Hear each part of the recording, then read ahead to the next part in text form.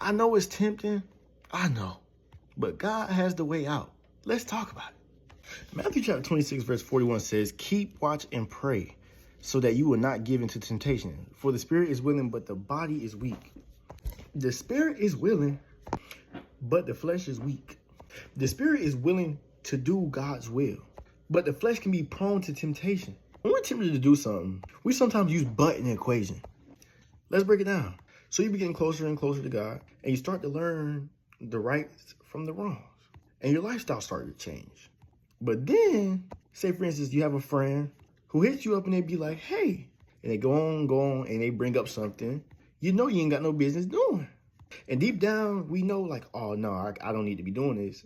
And then they go on and on and on, start to name details, and then there's a but. Saying but is a reflection of the flesh being weak, because now we're building excuses on why we should do something that we're not supposed to be doing. Now, God will give us a way out of temptation. But if we continue to make excuses on why we should do this action and be like, but this is just one time, then that one time can turn into 30 other times. So when we face temptation, we have to remember that God will give us a way out. The spirit is willing, but the flesh is weak. We know what's right, so let's do what's right. So when we're tempted, let's take the path that God give us to get out of that temptation. Don't feed into the temptation. The more you feed into the temptation, the more we use but. And the more we have excuses on why we should do this thing that we shouldn't be doing, the more it's just going to drag us into sin, drag us into sin, drag us into sin. And we don't want that. But let's stay strong and call upon God.